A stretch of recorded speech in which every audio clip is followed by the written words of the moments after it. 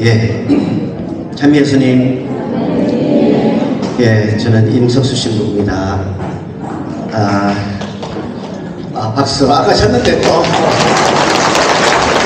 예, 사직대건 성당은 항상 이렇게 박수가 예, 자주 터져 나온다 이렇게 알고 있습니다. 저는 여기 신학교정 안에 부산가톨릭음악교육원을 맡고 있고 또 우리 부산교구의 성음악 감독으로 성음악을 전담해서 삼아가고 있습니다. 이곳 신학교정 안에 음악교육원이 있는데 여러분 뭐 말씀 들어보셨겠지만 음악교육원은 각 본당의 성가대 또 지휘자, 반주자 혹은 그 미사 선창자 뭐 이런 전례 봉사자를 양성하는 성음악 교육기관입니다. 성음악에 대해서 또 음악에 대해서 전문적인 지식이 없다 하더라도 음악에 대한 뭐 기초이론이나 발성법이나 뭐 또 합창 또 전례음악 이런 것들을 통해서 본당의 전례 봉사자를 양성한다라는 의미에서 교육하고 있고요. 여러분 모두도 다 누구나 오실 수 있다는 거 예, 미리 먼저 말씀을 드립니다. 이렇게 해서 음악교육원 홍보는 이제 끝내고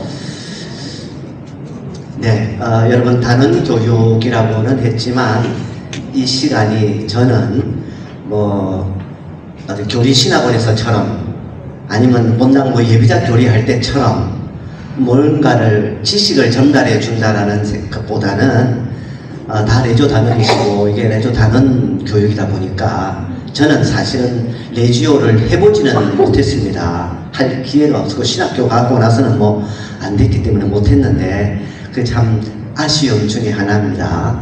그래도 성모님에 대해서 제가 좀 느꼈던 것 또 여러분 잘 알고 계신 것들을 한번 같이 나눠보는 시간을 갖고자 합니다.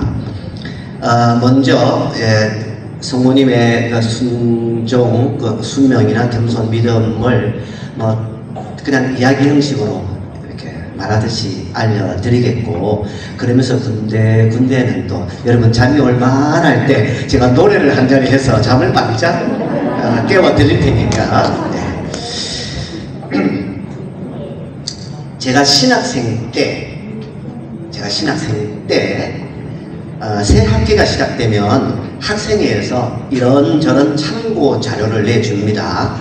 예를 들어서 십자가의 길 기도를 바칠 때 사용되는 성경 구절들 제1처에는 뭐 어느 복음서가 같은 내용이 있고 뭐 이렇게 자료를 정리해서 내주죠.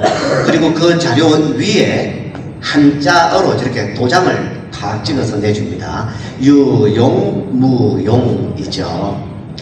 말 그대로 우리가 이렇게 어려운 중요한 자료를 여러분에게 제공하니까 여러분이 보고 필요하면 유용하게 사용하시고 필요 없으면 마음대로 버려도 된다 그런 의미죠. 실제로 어떤 자료들은 지금까지도 갖고 있는 자료가 몇 개 있어요. 그때 받은 게. 또 어떤 거는 뭐 대부분은 보고는 이건 나하고 별로 관심 없다 해서 그냥 이면지로 사용하거나 버리거나 했습니다. 그런데 그렇게 이면지를 사용하거나 버려도 누구 하나 너 왜 그 귀한 자료를 받았는데 그렇게 마음대로 버리느냐 좀 읽고 뭘 좀 하지 라고 야단치는 사람은 아무도 없었어요. 말 그대로 유용무용하니까 내가 원해서 쓰는 거고 내가 원하지 않으면 안 써도 되는 거죠. 또 한 가지 믿거나 말거나 라는 거 많이 들어보셨죠? 네. 뭐 잡지나 뭐 어떤 또 우리 이야기거리에서도 많이 나오는데 예를 들어서 이런 것도 있습니다. 비가 부슬부슬 내리는 금음날 밤에 혼기 결혼을 앞둔 여자가 머리를 확 헤쳐 풀고 하얀 소복을 입고 입에는 칼을 쫙 물고 화장실에 들어가서 거울을 탁 꺼내보면 장래 신랑 될 사람 얼굴이 보인다 이런 거 있었죠. 근데 실제로 정말 실제로 강원도 쪽에서 그런 일이 있었습니다. 어떤 여자가 자기 신랑 얼굴이 너무 궁금한 거예요. 그래서 그거 뭐 되겠나 싶으면서도 한번 해보자. 그래서 비가 부슬부슬 내리는 금음날을 기다렸는데 마침 그날이 됐습니다. 좀 많이 떨렸지만 어떻게 하여튼 그 소복을 입고 머리를 풀고 칼은 입에 물었어요. 근데 요즘처럼 화장실에 툭 불 켜면 되는 게 아니라 뒷간에 가서 봐야 되니까 얼마나 겁이 났겠습니까? 그래도 종이 땡 칠 때 두근두근하면서 가서 품속에 거울을 탁 꺼내봤는데 진짜 그 얼굴에 남자 얼굴이 나타난 겁니다.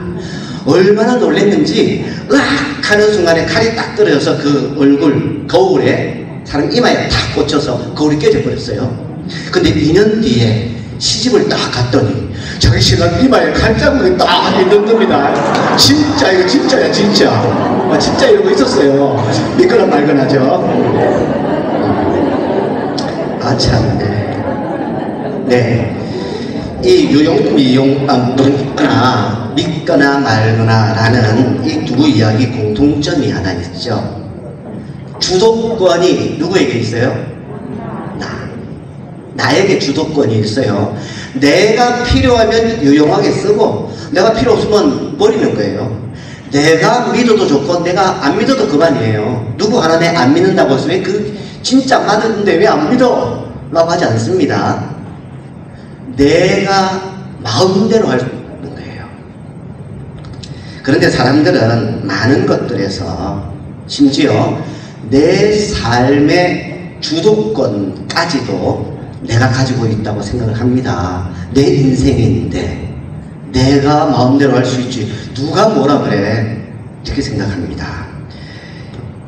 뭐 종교적으로 뭐 신에게 의지하고 뭐 이런 거 다 약한 사람들이 하는 거지 나는 내 주먹을 믿고 내 능력을 믿는다. 내가 얼마든지 내가 내 인생을 개척해 갈 수 있다. 이렇게 생각을 하죠. 그런데 내 삶의 주인이 나라고 하고는 싶은데 실제로 내 마음대로 내 인생의 주인이다 라고 할 수는 없습니다. 아니 말로 태어나는 것부터 자기가 원해서 태어난 사람이 있습니까? 에? 출발부터 그죠? 우리는 주어졌죠. 내가 원하지 않아도 나는 이 집에 태어났습니다. 만일에 태어나는 것부터 나에게 선택권이 있다면 정말 뭐 우리 저 부모님께는 죄송스럽지만 그죠? 아니 그런 나라에서도 그런 부모님 만나면 되니까 세상에서 아주 잘 사는 최고의 부자 나라에 그것도 아주 갑부의 아들로 뭐 키도 뭐 이거 아니고 한 180 정도 되고 눈도 그러니까 좀 크고 너무너무 멋있는 사람으로 태어나고 싶지. 머리도 좋아서 그죠? 어디 서울대학도 갈 수 있을 만한 사람으로 태어나고 싶은데 그거 안 됩니다. 우리 그냥 주어졌죠. 그러면 뭐 그건 어쩔 수 없다 치고 살아가는 동안에도 내가 마음대로 내가 어떻게 할 수 있지 않겠느냐라고 생각하고 싶어도 사실 내가 하고 싶다고 해서 다 할 수 있는 게 얼마나 되겠습니까? 하기 싫어도 또 내가 하기 싫다고 해서 안 해도 되는 거는 또 얼마나 됩니까? 그죠? 저는 군종 신부로 사목도 했습니다. 제 군번이 2개 있어요. 사병 때는 육군병장으로 제대했고 장교로 군종신부로 갔을 때는 해군 대위로 제대했습니다. 군대 2번 갔어요. 2번 다 끌려간 거죠. 내 가기 싫었지만 조금이 가라고 하시니까 저 사병 다 군필 했는데요 해도 소용이 없습니다. 가라 하니까 가는 겁니다. 이렇게 내가 하기 싫어도 해야 되는 거 그게 내가 하기 싫다고 해서 안 할 수 있는 것보다 더 많아요. 하고 싶어도 하지 못하는 것이 더 많죠. 죽는 것도 마찬가지입니다. 내가 딱 80까지 살고 일주일 딱 병원에 입원했다가 바로 탁 가면 얼마나 좋겠습니까? 근데 그게 안 되죠. 내가 언제 어떻게 죽게 될는지는 아무도 모릅니다. 태어나는 것부터 살아가는 것은 물론 마지막 죽는 것까지 내 인생의 주인은 내가 아니라는 것을 인정할 수밖에 없습니다. 누구에게도 잘 알려지지 않았던 시골 처녀 마리아에게 대천사 가브리엘이 나타나서 이제 네가 성령으로 하느님의 아들을 잉태할 거다 하는 주님 탄생 예고를 합니다. 아마도 당시의 성모님의 마음은 몹시도 혼란스러울 것입니다. 성령으로 잉태한다는 것이 일반적으로는 있을 수 없는 일이고 그 엄청난 일을 받아들일 마음의 준비도 전혀 안 되었을 것입니다. 옛날 이스라엘의 조상 아브라함이 하나밖에 없는 그 외아들, 늙음하게 낳은 그 이삭을 나에게 제물로 바치라 하는 그 하느님의 명령을 들었을 때 정말 혼란스럽고 난감했을 겁니다. 이거 어떻게 되는지. 그래도 그는 아무 소리 안 하고 이삭을 제물로 바치려고 하죠. 또 이집트 왕을 피해서 도망쳐가지고 광야로 도망쳐 갔는 그 모세에게 다시 하나님이 나타나셔서 너 빨리 이집트로 가라. 다시 이집트에서 종살이하고 있는 내 백성들을 끌어내와라 라는 명령을 했을 때 역시 모세도 그러했을 겁니다. 오죽했으면 저는 입이 둔하고 혀가 굳어서 말도 하지 못하니까 다른 사람 보내십시오. 이렇게 거부를 하죠. 아마 모세나 아브라함이나 성모님이나 처음 이 청천벽력과도 같은 말을 들었을 때 정말 혼란스럽고 어째야 될지 몰랐을 겁니다. 그 듣도 보도 못했던 성령에 의해서, 그것도 아직 전혀 남자도 알지 못했던 처녀의 몸으로 아들을 잉태한다? 그리고 그건 성령께서 해주신다? 이게 무슨 말인지도 모르죠. 우리야 교리에 배웠으니까 성령으로 잉태하셨다라고 하지만 성모님 그거 알았겠습니까? 성령으로, 성령의 힘이 너를 감싸 안을 것이고 너는 하느님의 아들을 낳을 것이다. 이게 무슨 말인지. 그래서 도저히 받아들이지 못하니까 결국 엘리사벳을 찾아가기도 하죠. 그러나 그 성모님은 결국 이 몸은 주님의 종입니다. 당신이 원하신 대로 하십시오. 그냥 믿거나 말거나가 아니고 유용무용이 아니라 당신 뜻대로 하십시오 하고 맡겨드리죠. 이렇게 주님 하십시오라는 한마디 그 의파, 그것은 내 삶의 주도권이 되기 때문이고 하나님 당신께 있습니다 하고 고백할 것입니다. 나는 당신의 뜻이니 당신 뜻대로 하소서 하고 나를 하느님께 내어 맡기는 것이죠. 내 뜻대로 하지 않고 아버지 뜻대로 하겠다는 성모님의 그 순종한 마음, 그 말씀에서 결국 하느님의 구원 사업은 제대로 이제 꽃을 피우게 된 겁니다. 참 이런 당신 뜻대로 하십시오 라는 말을 하기 참 쉽지 않습니다. 어지간한 강청장이 아니면 잘 못해요. 그죠? 제가 서폰 받고 얼마 있다가 이제 본당을 갔는데 마이크가 저를 못 따라오네요. 네. 아직 나이는 어렵고 사목 경험도 별로 없고 참 잘하고는 싶은데 뭔가 힘이 많이 들었습니다. 막 신경을 쓰다 보니까 신경성 위험에 뭐 밥 먹어도 설사도 나오고 하여튼 몸무게가 수단을 입고 재면 50kg 그럴 때였어요. 처음 신부돼가지고 얼마나 신경이 쓰였는지 하여튼 걱정이 참 많이 됐습니다. 뭐 그냥 될 대로 돼야지 이랬으면 될 텐데 뭔가 하여튼 해보려고 하니까 안 되니까 그런 거죠. 그러다가 이제 성취조배를 하는데 이제 이런 생각이 드는 겁니다. 아니 하느님의 집에 하느님께서 나를 뽑으셔가지고 여기서 일하라고 맡겨주셨는데 내가 뭘 걱정할 게 있을까? 하느님 알아서 비밀 잘 안 해주시겠나? 그런 생각이 든 거죠. 내가 하는 게 아니고 당신이 하는 건데 아무 걱정이 할 거 없다라는 생각이 들어서 제가 그 내용을 가지고 노래를 만들었습니다. 님의 뜻이라는 곡인데 한번 제가 불러볼게요. 아시는 분은 슬슬 따라 하셔도 되고요. 님이 저를 보시기에 아무것도 아니지만 님이 저를 부르시니 기뻐 따르오리다. 제가 하는 것이 아니니 당신이 몽소하소서.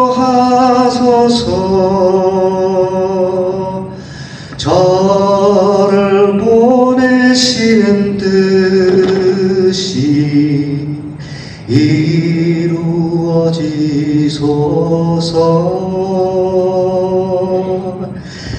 님이 저를 보시기에 아무것도 아니지만 님이 저를 부르시니 기쁘게 따르오리다. 네. 2절도 있는데 시간 관계상 주님 저를 보내소서, 저를 보내주옵소서. 주님 제게 말씀하소서. 그 말씀 전하오리다. 제가 하는 것이 아니니 당신이 몽소하소서. 저를 보내시는 뜻이 이루어지소서. 그 모세가 아마 떨기나무에서 하느님 만났은 다음에 결국은 이렇게 고백했을 것 같습니다. 주님 저를 보내소서, 저를 보내주소서. 주님 제게 말씀하소서. 그 말씀 전하오리다. 네. 이렇게 노래 딱 만들어서 또 부르고 나니까 뭐 걱정이 안 돼요. 네. 하느님 하시는 거다. 내 뜻대로 내가 원해서 하는 게 아니라 당신께 맡겨드리면 다 해줄 것이다. 이 성모님의 순종하는 마음이 바로 이랬을 것 같습니다. 정말 우리도 이런 성모님의 순종, 순명을 잘 배워야 하겠습니다.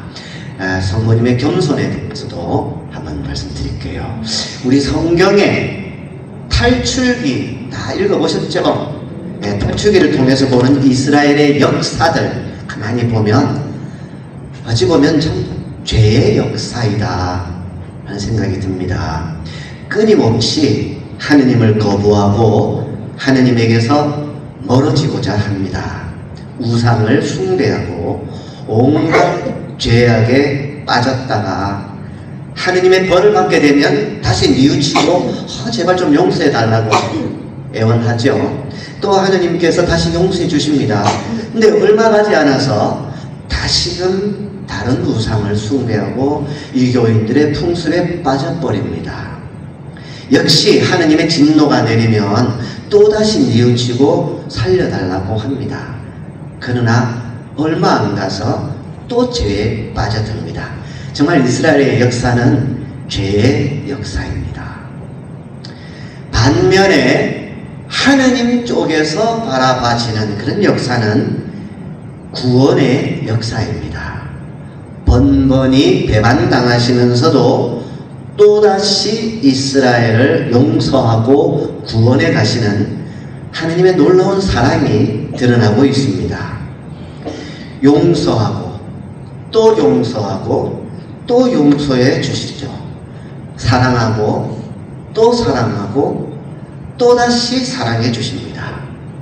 에제키엘 예언서 16장에 보면 이런 이야기가 있습니다.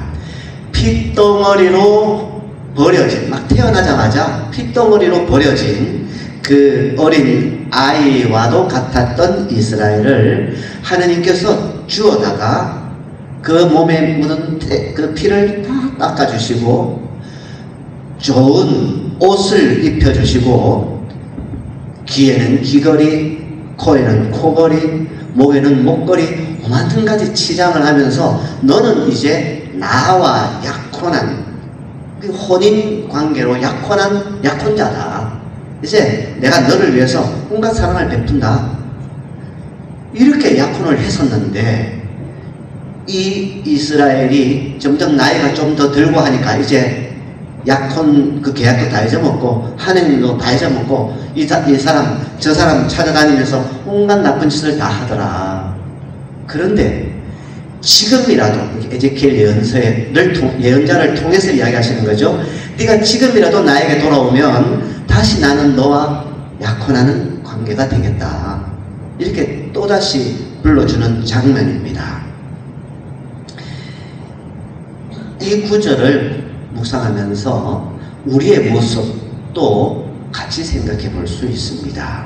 어떻게 보면 그 이스라엘의 역사, 죄의 역사라고 하는 이스라엘의 역사는 곧 우리 자신의 역사이기도 합니다. 우리는 이스라엘의 역사를 통해서 우리 모습을 또 바라보고 하느님께 대한 믿음을 새로이 고백하지 않을 수가 없습니다. 우리의 역사를, 내가 지금까지 살아온 내 뒷 역사를 한번 돌아보십시오. 돌아보면 잘했던 일들보다 잘못했던 일들이 더 많이 생각이 납니다.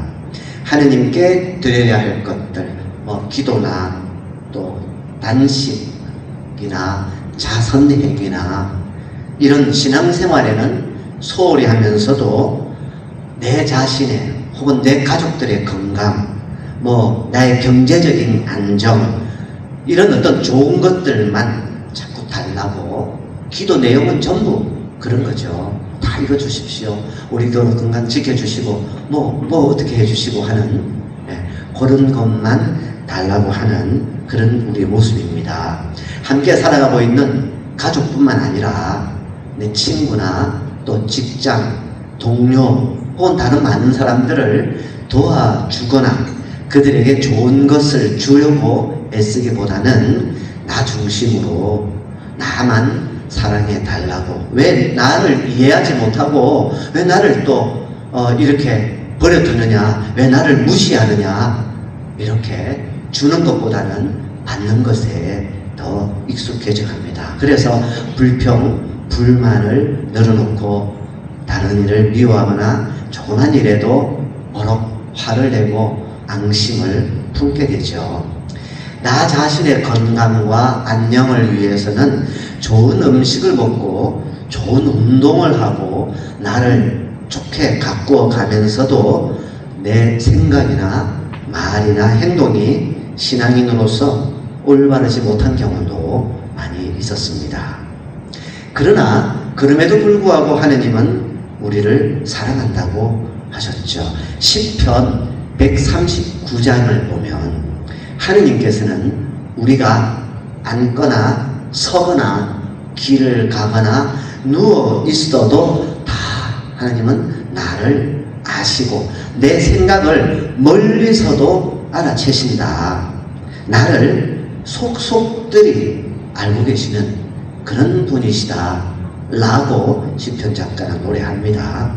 우리를 이 세상에 정죄하는 그때부터 우리를 잘 알고 계시죠. 늘 우리와 함께 계시는 하느님이십니다. 하느님은 정말 우리를 이렇게 사랑하신다 하는 그 고백이 139편에 절절히 나오고 있습니다. 그렇다면 우리도 하느님께 또 나름대로의 사랑 고백을 해야 되지 않겠습니까? 저도 이제 이런 마음으로 하느님에 대한 사랑 고백을 또 노래로 한번 만들어 봤습니다. 여러분 아실지 모르겠는데 나보다 더 라는 노래 들어보셨죠? 예. 나보다 더 날 사랑하신 나의 주 나의 나보다 더 날 알고 계신 나의 주 내 하느님, 날 빚으신 그날부터 늘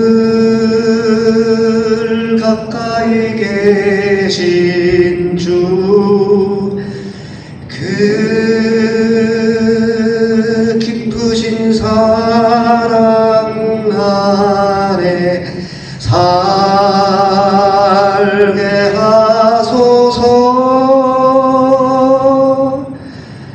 나보다 더 날 사랑하신 나의 주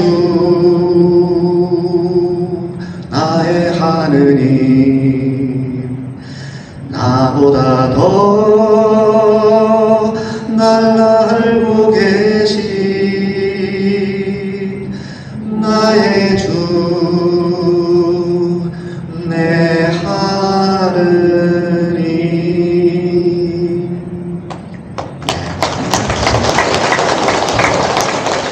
네, 참 우리는 못난 사람들입니다.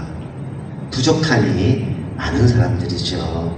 그럼에도 불구하고 우리는 하느님의 사랑을 듬뿍 받고 있습니다. 아니, 하느님께서는 우리에게 참 많은 사랑을 주십니다.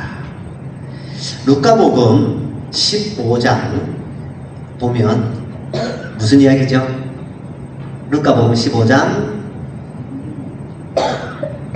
빠밤빰, 아 그거 있잖아, 그거 이러죠. 큰아들 작은아들, 생각나죠? 이랬던 아들 이야기, 그죠? 네. 아버지에게서 좋은 거 좋다는 거 좋은 거 다 주십시오. 그래서 받아가지고 집 나갔죠.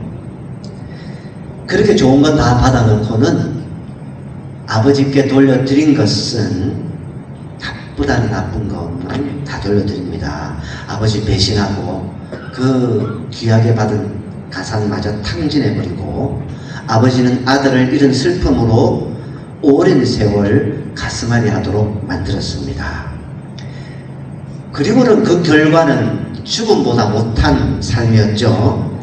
그제야 자기 자신의 잘못을 뉘우치고 아들이라 할 자격이 없으니 종으로라도 써달라고 해야겠다. 차라리 여기서 굶어 죽는 것보다는 그게 낫다. 그렇게 생각하고 돌아갑니다. 하지만 아버지는 그게 아니었죠. 죽었던 아들이 살아 돌아왔다. 잃었던 아들을 되찾았다. 그러면서 환대를 합니다. 온갖 나쁜 것을 다 받아놓고도 다시금 또 좋은 것을 주시는 거죠.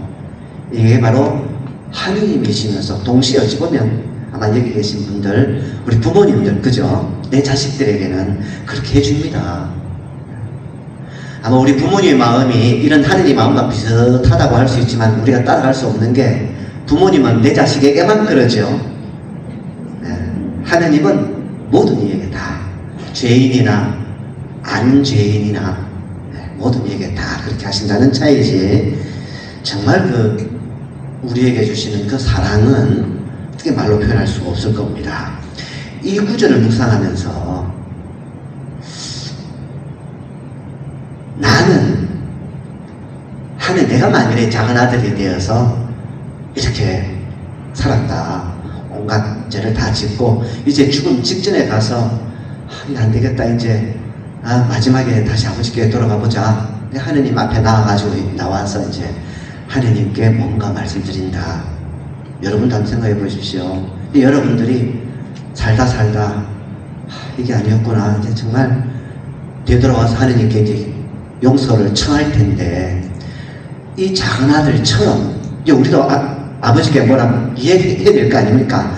이 복음서에서는 나는 아버지의 아들이라 할 자격이 없으니 종으로라도 써주십시오 했는데, 나는 뭐라고 할 것인가? 그래서 저는 이제 가만히 이렇게 묵상을 하다가 보니까, 아버지 사실은 그게 아니고요. 나 친구가 어떻게 꿰매 빠져가지고 이 변명을 하겠습니까? 아버지 뭐 저거 뭐라 말할 게 없습니다. 그래서 생각나는 게 모든 것을 알고 계시는 아버지죠. 내 생각까지 멀리서부터 내 머리까지 숫자까지 헤아리고 계시는 분인데 무슨 말이 필요할까? 변명도 필요 없고.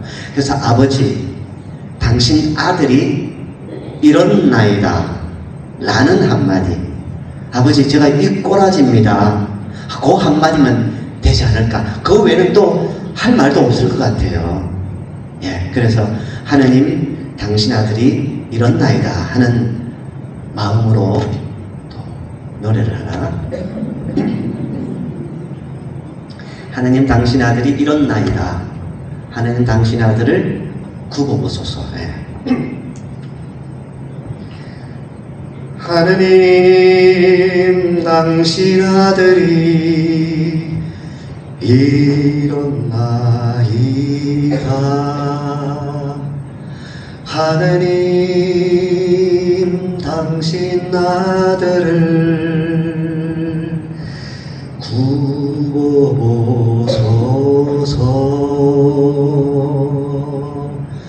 좋은 것만 주신 하느님, 나쁜 것만 돌려드린나. 그러나 더 좋으신 것 주신 하느님, 날 사랑한다 하셨네. 하느님 놀라우신 분, 사랑으로 하나 주신 분, 하느님 제게 주신 모든 것 감사합니다.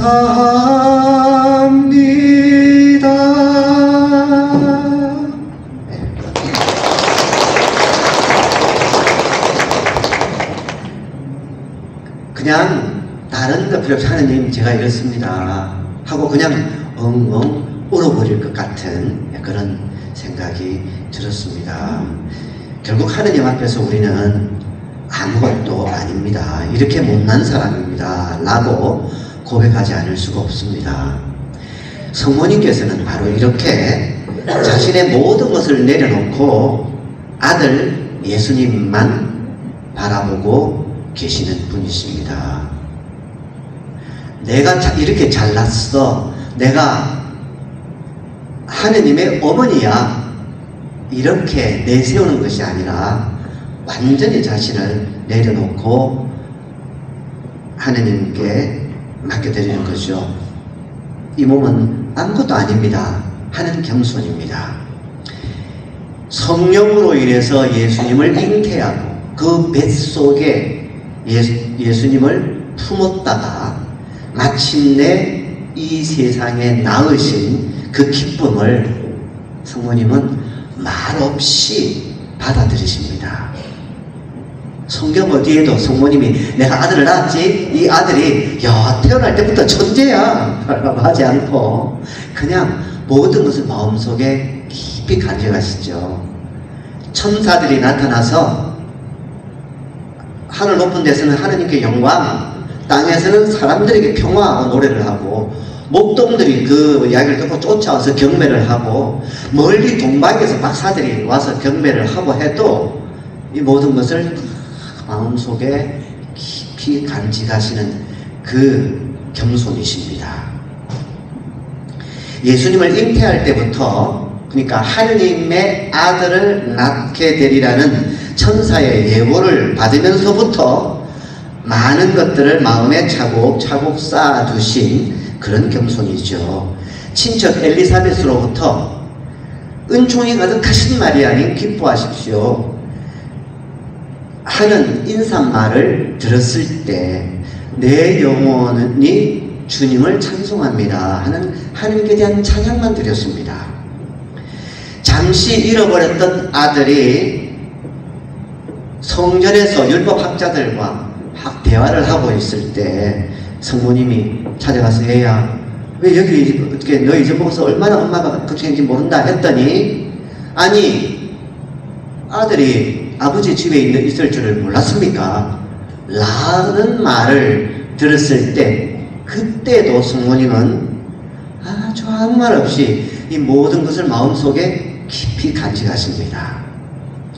예수님의 어머니로서 또 제자들의 어머니로서 온 교회의 어머니로서 나아가서 하느님의 어머니가 되셨지만 그 모든 것을 마음속에 깊이 간직하시면서 이 몸은 주님의 종입니다 라고 고백하신 그 겸손이죠.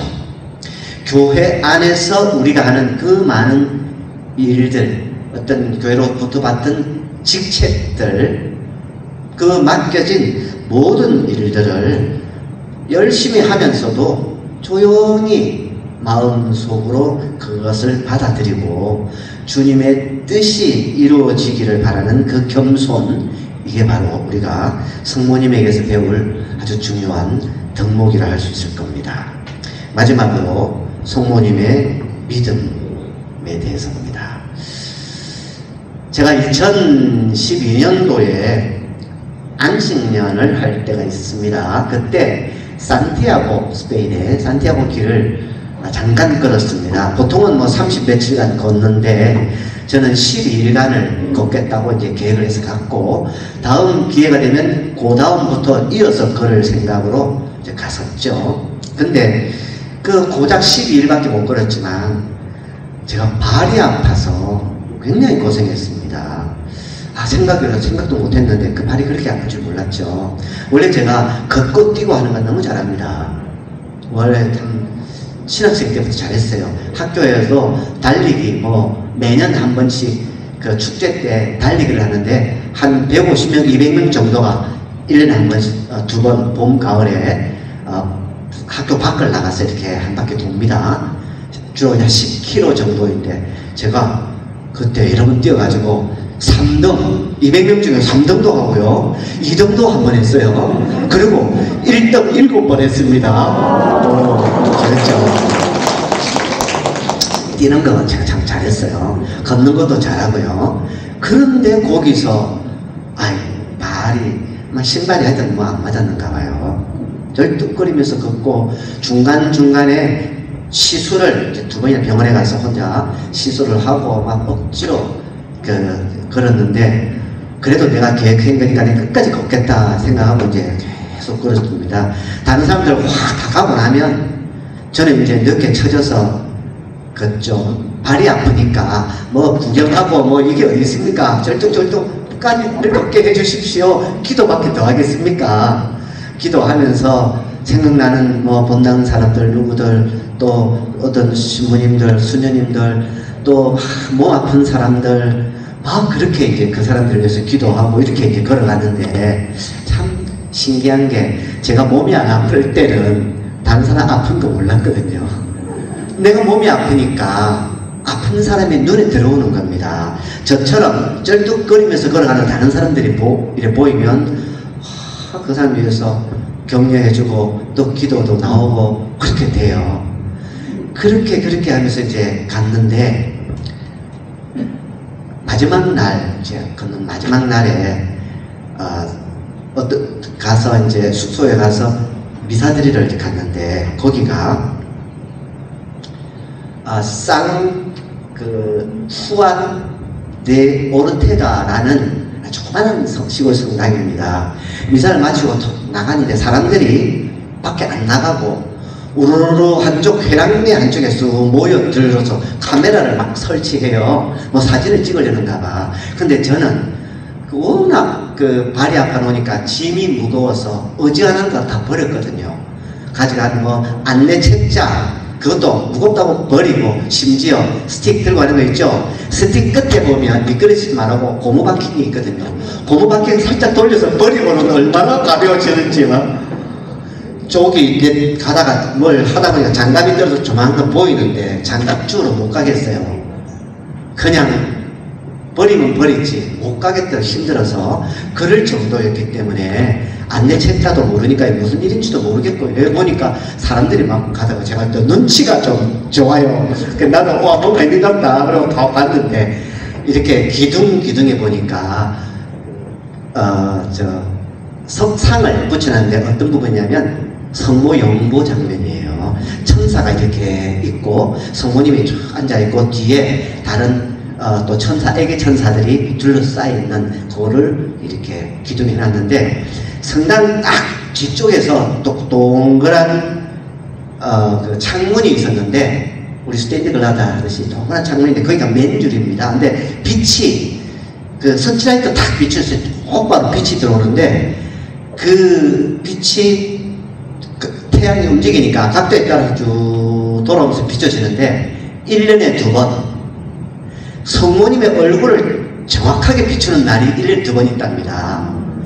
춘분과 추분, 예, 태양 각도가 딱 그러니까. 근데 제가 간 날이 추분이었어요. 가을에 딱 보니까 내가 눈치를 챘죠. 햇빛이 쫙 이렇게 비쳐가는 거야. 그러다가 구름이 싹 지나가면 없어졌다가 또 조금 있으면 또 탁 비치면 또 조금 옮겨져 있고, 그렇게 조금 승문이 가는데 천사까지 왔어요. 그러고는 또 빛이 탁 죽는 거라. 그래서 조금 기다렸는데도 빛이 안 와요. 구름이 많이 껴있는가 보죠. 사람들도 찍으러 기다리다가 안 오니까 에이 하고 그냥 챙기고 나가더라고. 나는 내일이면 걷는 게 끝나거든요. 그 전에 성모님 얼굴 한번 보고 싶은데 그것도 끝이면 어떻게 해. 너무 아쉬운 마음에 제가 곧 서서 노래를 하나 탁 했습니다. 아베 마리아라는 우리 성모송이 있죠. 성모송 그레고리오 성가입니다. 근데 어디서 좀 멋있게 생긴 동양 사람이 노래를 그레고리오 성가를 하니까 사람들이 가다가 저한테 막 사진 찍고 하는 거예요. 제가 또 노래 막 자신있게 불렀죠. 예. Ave Maria,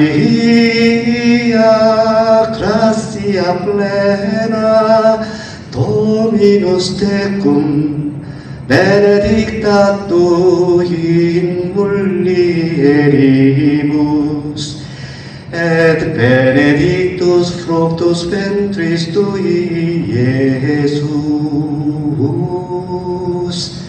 Santa Maria, Mater Dei, ora pro nobis peccatoribus, nunc et in hora mortis nostre. 아멘. 이게 성모송이에요. 은총이 가득하신 마리아님 하는데, 마지막에 우리를 위하여 피를 쏟은 정면 있죠. 노스트레 아멘 하는데 빛이 퍽 들어오는 거야, 성모님께. 정말 사람들 얼마나 와 하면서 막 박수를 치고 했는지요. 얼마나 좋았는지 몰라요. 어떤 그런 또 체험을 주시더라고요. 그 덕분에 그날 처음 만난 어떤 미국 교포 우리 신자한테 저한테 고맙다고 밥 저녁 사줍니다. 그래서 얻어먹었어요. 네. 근데 그 성모 영보가 사실은 제가 사제 소품 때 성경 구절 택하죠, 하나씩. 그때 제가 택한 구절이 이 몸은 주님의 종입니다 하는 그 구절이었어요. 근데 그 구절을 그냥 별로 그때만 해도 뭐 잘 모르고 그냥 택했는데 서서히 그 직가가 이제 막 와 이게 이렇게 중요한 말씀이었구나 하는 게 많이 이제 느껴졌어요. 그래서 나중에 한국에 들어와서 그때 일을 생각하면서 제가 또 노래를 하나 만들어 봤습니다. 그 들길을 걸어갈 때 그 들에 피어 있는 꽃들 속에서 또 정말 따뜻하게 내려쬐는 그 햇볕 속에서도, 그리고 이렇게 스쳐 지나가는 바람결에도 하느님께서 계시고 나와 함께 이렇게 함께 걸어가 주신다는 것을 내가 많이 느껴졌죠. 그것을 표현하면서 노래를 만들었습니다. 한번 보시죠. 님은 바로 여기에, 바로 내 안에, 바로 내 곁에, 지금 이 순간에도 나를 사랑하고 계시네. 님은 바로 여기에, 바로 내 안에, 바로 내 곁에. 님은 처음부터 영원히 날 사랑하고 계시네. 날 사랑하고 계신 주님, 바람결에도 햇볕 속에도 들의 핀 꽃송이에도 계시네. 날 사랑하고 계신 주님, 나와 함께 계시네. 님은 처음부터 영원히 날 사랑하고 계시네. 날 사랑하고 계시네.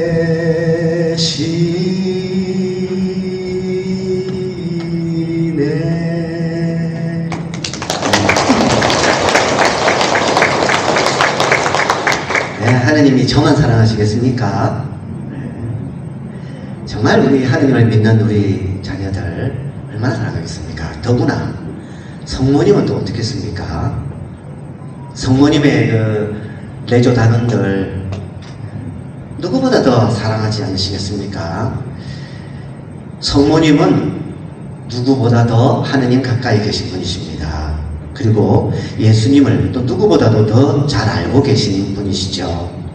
가나의 혼인잔치에서 술이 떨어진 것을 제일 먼저 아셨고, 아들 예수님이 이를 해결해 줄 것이라는 것도 잘 알고 그대로 믿으셨습니다. 그래서 아들에게 그 일을 맡기셨죠.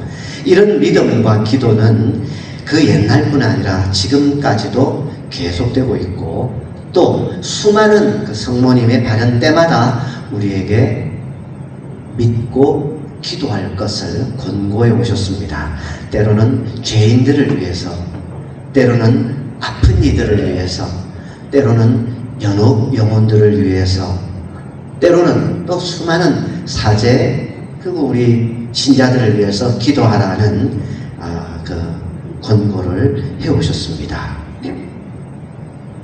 이렇게 성모님의 믿음과 기도가 첫 기적을 가능하게 했다면 우리도 이런 믿음으로 하느님께 기도 드리는 것이 필요합니다. 또 하느님의 은총 없이는 아무것도 제대로 할 수 없는 우리들이죠. 지금 당장은 뭐가 잘 되는 것처럼 보여지지만, 그러나 하느님께 기도하지 않고 하느님 뜻에 맡겨드리지 않고 순전히 내 힘으로 내 능력으로만 하려고 했을 때 하느님은 또 혹은 하느님에 대한 생각 없이 하려고 했을 때는 제대로 이루어지지 않는다는 것을 느끼게 됩니다. 마지막으로 이런 마음을 담아서 제가 만든 노래 하나 불러보겠습니다. 기도하지 않으면. 기도하지 않으면 아무 의미 없어요. 내가 하는 모든 것들이 잘 되는 듯 보여도 기도하지 않으면 아무 소용 없어요. 주님 없이 혼자 힘으로 잘 할 수 없어요. 언제나 어디서나 무엇을 하더라도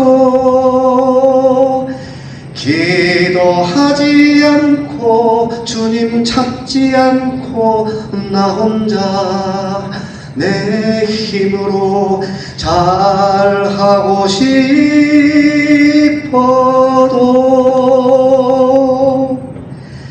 기도하지 않으면 아무 소용없어요. 주님 없이 혼자 힘으로 잘할 수 없어요. 주님 없이 혼자 힘으로 살 수 없어요.